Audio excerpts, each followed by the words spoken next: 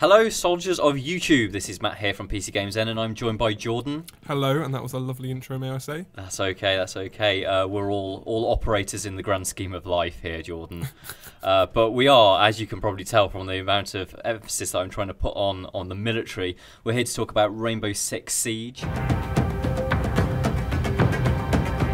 It's been a big year for the game, I think, but the biggest part that we're about to go into is we've got a new operation pretty much on our doorstep. It's Operation White Noise, and Jordan, you've been playing a little bit of it. I have, yeah.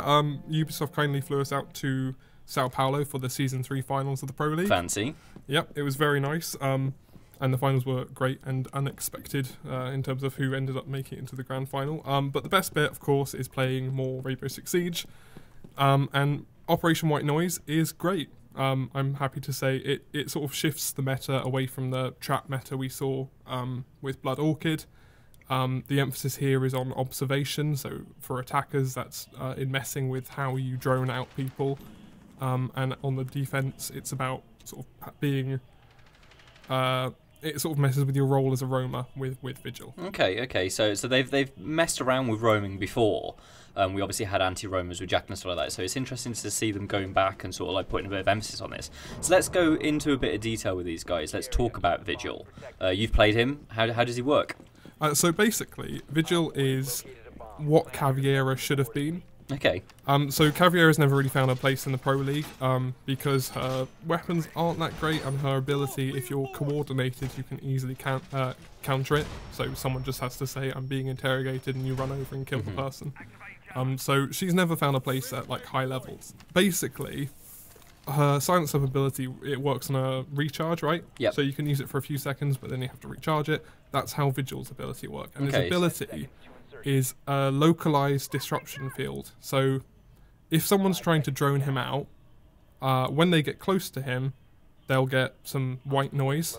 Right, so essentially he can turn himself invisible is the basic premise, right? Yes. But only to drones. Yeah, and only up close. So if you spot him on your drone very far away, you will still see him. But up close, he will go completely invisible.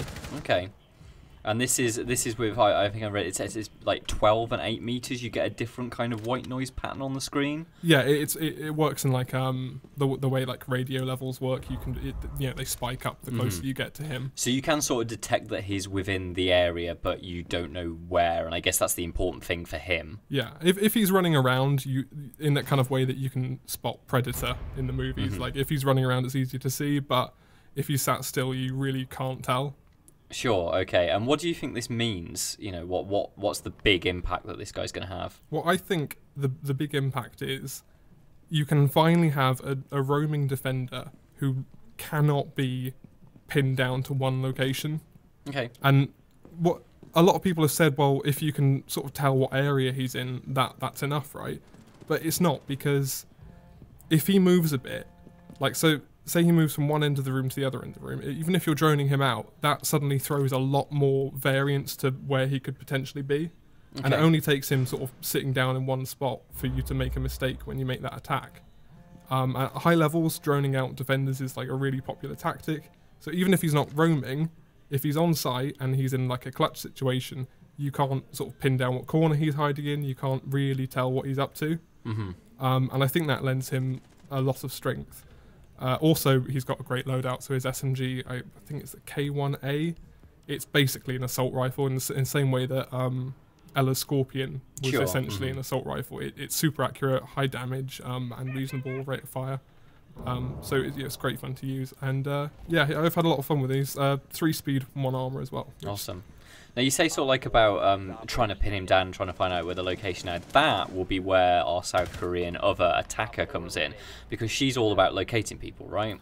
Yeah, so Dokkaebi, I think, her main ability is the logic bomb. So what you can do is twice in a round you can make every defender's phone, which is what they used to look at their cameras. But, right, okay. Yeah, it always sounds ridiculous, and then you remember that actually everyone... They've all got iPhones, right? Yeah. To check on cameras and stuff.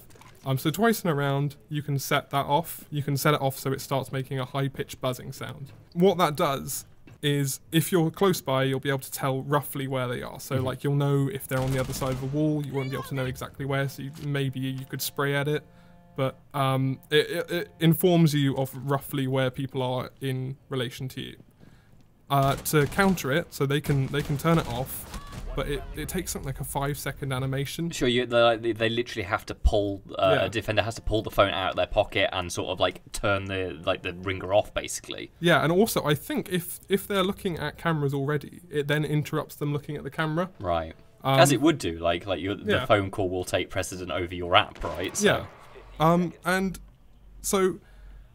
People, when I was playing, were sort of using it straight away, and it doesn't work because if you're nowhere near someone, they can they know that you're nowhere near them at the start of the round, and they can quickly turn it off.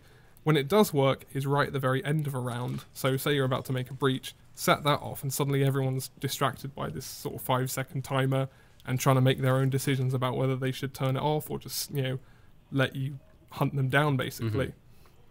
Now I can't say I actually heard the vibrations or heard them well enough while attacking to root anyone out. Right. But I think it's more of a mind game than anything. Okay, sure. So there's almost a little bit of psychological warfare going on. Yes. Apologies for that. Yeah, it's a lot more playing with your enemies. I have heard it a few times, and I did know roughly where they were. It does work beautifully with IQ as well, because if you're playing with an IQ next to you, she can spot when someone takes their phone out. So I played one round and IQ heard it, and I wouldn't have known where to shoot in the wall to get the kill. IQ got it in like 3 or 4 hits. Great. Just shot clean through the wall, so that was quite lovely. There's a second part of this ability, which is you can hack defenders' phones. Okay. So if you kill a defender, they'll drop their phone, which is sort of a new mechanic. Their other defenders can destroy the phone to stop you doing this, but if you get it, you enter into a little animation, you hack the phone, and then suddenly you can see the defender's cameras. Oh wow! Oh, yeah. So you've got access to like the entire CCT network. Wow, that means that suddenly the attackers surely have all the information that the defenders have got, right? That's huge. Yeah, and not just that. This is brilliant. It also includes Valkyrie cameras. Oh, okay. So right, suddenly, that is huge. Yeah, you can flip a Valkyrie into a massive disadvantage for the team, and so much so that I saw a Valkyrie destroying her own cameras to cancel out the view. Wow, that's something really, really interesting. Yeah.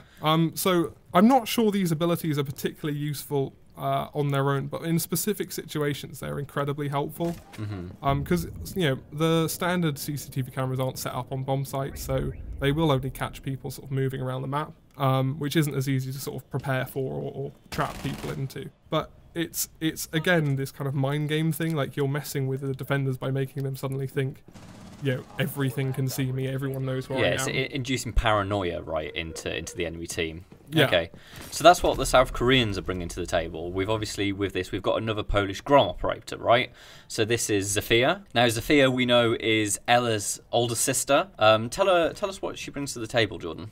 Okay, so Zofia she's been billed as like Ash 2.0. Okay. So she's got a grenade launcher with 2 barrels, which fire simultaneously. So you just have to hit B to switch between the two. So you can fire 2 impact grenades and 2 concussion grenades. The concussion grenades work exactly like Ella's Grismot mines. Okay. They will detonate based on proximity, but as they're made into these grenade shells, you can bounce them off walls. Oh, nice. Which is quite neat. So ricochet them around corners and stuff like that. Yeah, you can do neat little trick shots. They will just detonate whenever they hit someone or on a timer. But the impact grenades are probably the more useful part, because I mean, any defending roamer will tell you how useful it is to be able to instantly make a sort of a traversable hole in a wall, so you can sort of rotate back to sight. On attack, that's just as useful. And like Ash's charges are great, but they take a while to reload. And like, I know they make a bigger hole, but the end game is having a sight line and something you can hop through. Yeah. And it's the same effect. And then being able to immediately follow that up with 2 stuns. Sure. So you can breach, flash, for lack of a better word, and clear. Yeah. In a fairly swift movement without the need to reload that weapon, right? Yeah. It's quite a beautiful thing when you you use it all together. And to complement that, she's got a great assault rifle. And an LMG-E, which is it's like a compact LMG with I think it's like 160 rounds in it. Yeah, it's a huge box mag on it. I noticed it was that thing can chew through people. So just that idea of being able to blow that hole through a wall, drop your stun grenades in, and then just leap through and essentially go to town John Wick style on whoever's inside. Yeah, she's great. I mean, I saw a mirror wall set up, and mirrors often set up next to soft cover so they can sort of strafe shoot through it.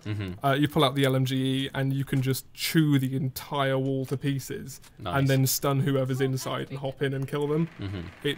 She's got a great loadout, and I do wonder whether it's a sort of sign of the recent ops is that they're overtaking the original operators in terms of usefulness, because not wanting to introduce too many different mechanics at the same time, Ubisoft seems to be turning to some of the old ones and sort of repackaging them into more devastating outfits. She does have one extra ability which is super cool. I haven't seen it in action yet. It's called Withstand, and basically she can revive herself, but only with 1 HP remaining. So it's sort of like a little bit like Doc's self-revive, but not quite as powerful. Yeah.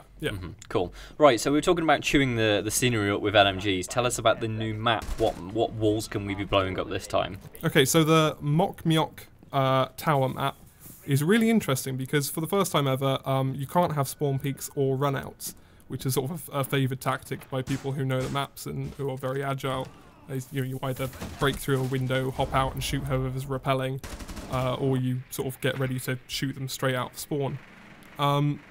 This is because you spawn on top of the tower if you're attacking. Okay.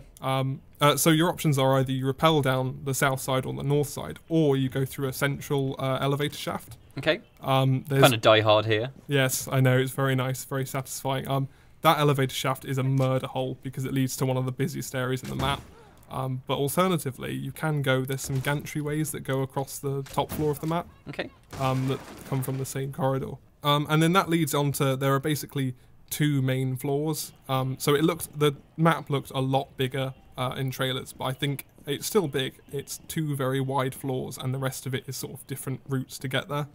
I haven't seen or played too much of the objective sites to be able to say how balanced it is, but in terms of sort of rebalancing the way attackers enter buildings, this is a very interesting map, because if you choose to rappel down, you don't have to break any barricades. There are loads of windows on each side and they're completely unbarricaded, which means you can sort of drop in totally unknown to the enemy, which is very rare. And also going through the set, there's a very easy way to go straight to the objective if you want to. It's a lot more risky and you have to sort of take some people with you. Sure, that sounds really, really interesting. Maybe then have Ubisoft saved the best till last this year? I think so. Next year with Year 3 Season 1 sounds incredibly exciting, but in terms of just a very balanced update, this is great. All the operators are fun to use. They all have really good weapons.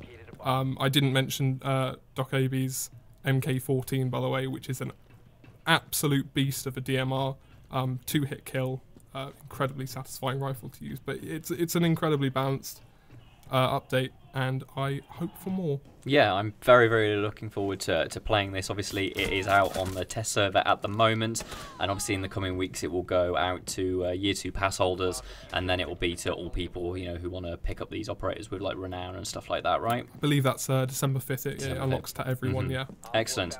Well, hopefully you enjoyed our rundown of what's going on in White Noise. Say what we've played of it so far seems really, really good, and we're excited to see the huge impacts that this is probably going to have on the game's meta. If you did have fun with this video, please do check out the channel. There's plenty more videos that you can have a look at. But until next time, good luck and have fun.